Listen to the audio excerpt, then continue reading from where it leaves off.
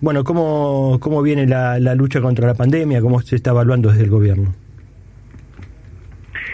Bueno, en primer lugar, viendo cómo se logró detener esa curva exponencial de crecimiento de casos que estábamos teniendo, a partir de las medidas de cuidado que se tomaron, que tomó el presidente con los gobernadores, las gobernadoras y con el jefe de gobierno de la ciudad, que esa vez sí acompañó las medidas, que fueron, ustedes se acuerdan, esos 9 días de sí, claro, más estricto, y después que continuaron con medidas importantes de nocturnidad, que era a partir de las 8 de la noche que no se podía circular, ¿no? Uh-huh.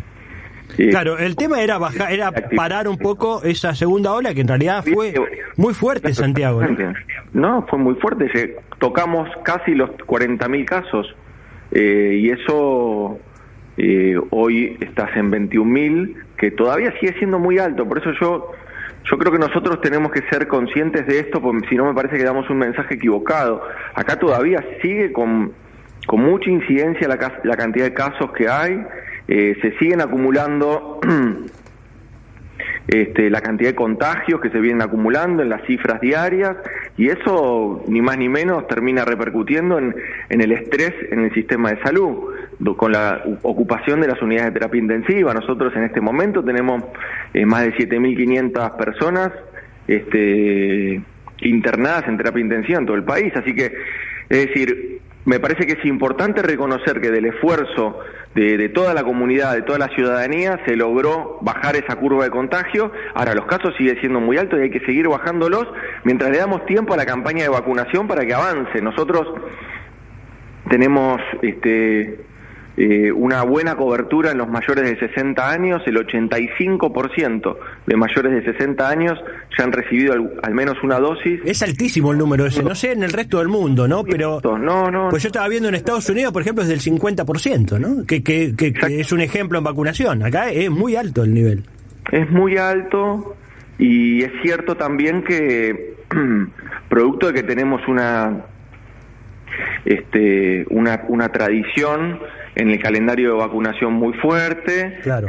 Y también es cierto que a pesar de que la oposición trató de hacer campaña negativa con respecto a la vacuna, y en algún punto creo que fue en algún aspecto eficiente, creo que no pudo detener lo que significa la vacuna en definitiva para como la esperanza, como la expectativa para dar vuelta a la página de la pandemia. Y en ese sentido no hay campaña negativa que aguante, porque la verdad es que el testimonio diario que uno recoge claro, en el centro de vacunación son realmente muy emocionantes, muy estimulantes, y eso es lo que viene sucediendo a lo largo y a lo ancho de todo el país. Vos fijate esas fotos que son, o esas imágenes tan alejadas de los centros urbanos. Yo recordaba, esa enfermera que hace kilómetros y kilómetros para llegar a dar una vacuna, y que llega, por ejemplo, a una comunidad QOM y vacuna a una abuela QOM allá en el impenetrable chaqueño, es todos los días, Santiago. Vos vas a los centros de vacunación de cualquier lugar. Testimonios permanentemente. Claro, y hay fotos y videos, le sacan, ¿no?, a todo lo que se van a vacunar, y la gente sale y sube a las redes la foto que se vacunó o que se está vacunando, con una sonrisa, con una alegría, ¿no? Trae como una tranquilidad. Igual hay que seguir cuidándose, porque vamos a una normalidad donde nos tenemos que seguir cuidando, hay que tratar de que el distanciamiento, compartir el mate, algunas costumbres me parece que van a quedar después de esto, ¿no? Después de esta tormenta. Mirá, yo creo que por mucho tiempo tenemos por delante seguir intensificando políticas de cuidado, sobre todo de ventilar ambientes, de higienizarnos. Me parece que todas esas costumbres que hemos adquirido en muy poco tiempo, quizás eso también lo tengamos que seguir haciendo en un tiempo más largo. Me parece que eso es importante. Y también otra cosa que va a quedar es la necesidad, ya está, digamos, de abandonar una discusión, a veces que cada tanto hay oleadas que nos meten en esa discusión donde el Estado no hace falta, donde el Estado y la política pública sí, falta, claro. Y entonces el Estado tiene que ser alguien que arbitre ciertas cosas, pero que no se meta demasiado, ¿no? Esa visión del Estado mínimo, del Estado chico, del Estado que no tiene capacidad de dar respuesta a las desigualdades y a las inequidades, me parece que esa discusión también ha quedado... sí, eso entró en crisis. Sí, ha quedado fuera de contexto, ¿no? Porque todos los países tuvieron que, todos, no importa si eran más o menos neoliberales, si eran más o menos, tenían una visión reformista o productivista, o no importa, todos tuvieron que ir hacia el fortalecimiento de la política pública, hacia el fortalecimiento del Estado, como quien se puso al frente de la pandemia. Y acá ahí lo mismo, vos fijate que el mercado no fue el que terminó cuidándonos, nos terminó cuidando el Estado, esa política pública que hizo todas las políticas de cuidado de la salud, pero también de cuidado de los ingresos, de cuidado de las familias. Me parece que eso también va a quedar como totalmente una discusión que no va a tener asidero en el...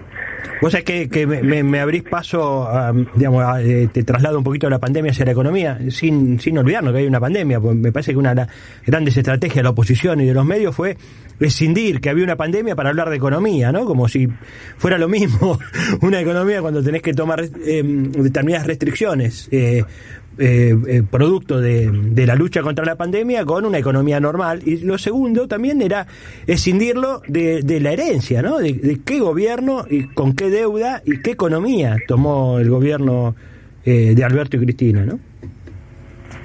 Mira, Alberto y Cristina se comprometieron en octubre del 2019 a torcer el rumbo donde nos había llevado Macri, que era un rumbo donde se habían abrazado y anclado.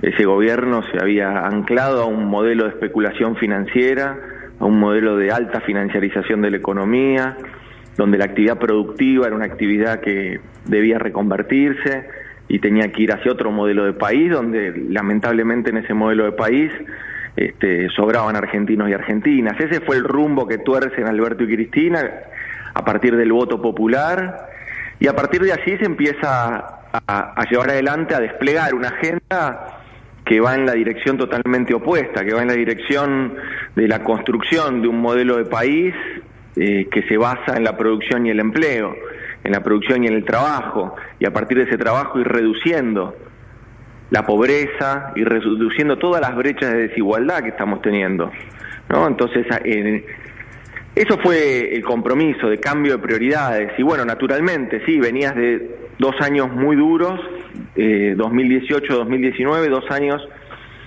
donde la Argentina no creció, sino que retrocedió, 2018 y 2019, y luego el 2020, que es el año de la pandemia. Entonces, realmente ahí también fue otro año que se montó sobre la crisis económica, la crisis de deuda del macrismo, se le montó la crisis de la pandemia.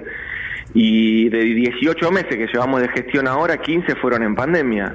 Entonces, realmente lo que hizo el gobierno fue ponerse al frente de la gestión que tenía que llevar adelante para desplegar a la par la agenda y los compromisos que había tenido, sus compromisos electorales, su convicción de hacia dónde tiene que el país reconstruirse, pero a su vez tenía que gestionar lo urgente, lo inmediato, que era gestionar la pandemia, y así se hizo. Bueno, y algo más, Santiago, te agrego algo más, el tema de la deuda, ¿no? Que no es un tema menor.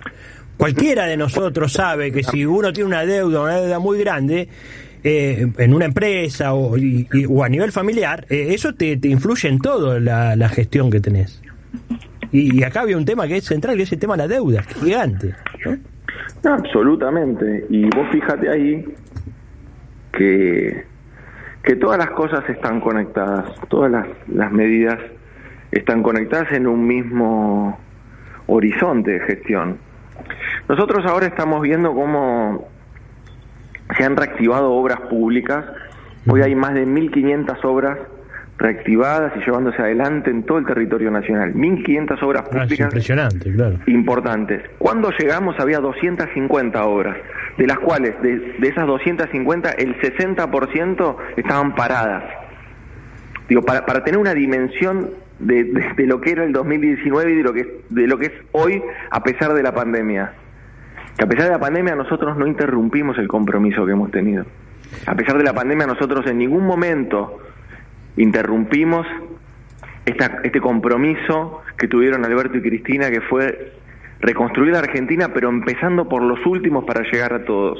Y ese fue siempre nuestro desafío, y ahí estamos nosotros poniendo y agudizando el ingenio permanentemente y poniendo todo nuestro empeño en que las políticas públicas que diseñamos, las políticas públicas que implementamos, sean políticas públicas que vayan achicando brechas, que resuelvan las desigualdades y que den oportunidades para todos los argentinos y argentinas. La contracara del tema de la pandemia fue, digamos, tiene que ver con el tema de la pobreza, ¿no? Y cómo se sale eso, cómo se ataca la pobreza frente a una preocupación del gobierno, pero bueno, ¿qué medidas son las que se toman?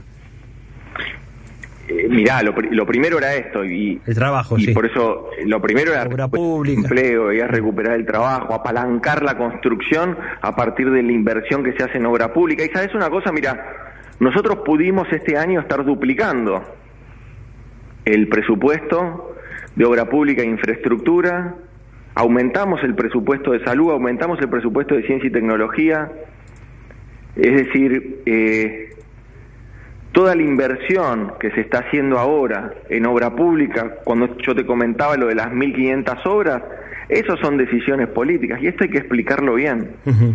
Porque esos recursos que duplicaron el presupuesto de obra pública e infraestructura iban a ir a parar al pago de la deuda. Claro. Entonces, como se pudo reestructurar el año pasado, la deuda privada sobre todo, claro. Deuda privada, esos recursos se terminan volcando en el presupuesto nacional para generar inversión y empleo.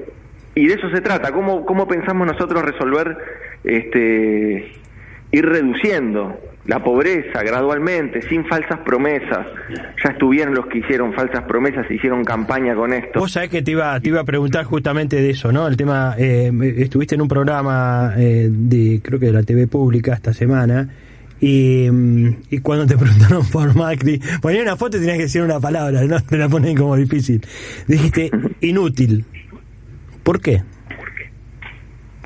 Bueno, porque efectivamente considero que sí, ha sido un muy mal presidente, y que ha tenido una soberbia permanente no sobre la dirigencia política, eso es lo de menos, eso no sí, claro, es un problema. Ha tenido una soberbia y una autosuficiencia con respecto a lo que los argentinos somos, a lo que los argentinos y argentinas necesitamos. En ningún momento empatizó con el empresario pyme que tenía que cerrar, con aquellos y aquellas que perdían el trabajo, con aquellos y aquellas que caían en la pobreza. En ningún momento empatizó, en ningún momento tomó direcciones distintas a las que se había comprometido en su momento con quienes lo habían ayudado a llegar al poder, y en ningún momento él tuvo el coraje ni la audacia de darse cuenta que ese es el camino equivocado. Que un camino donde en los 4 años de Macri lo único que queda es pobreza, miseria, destrucción de empresas, destrucción de pymes, de comercios.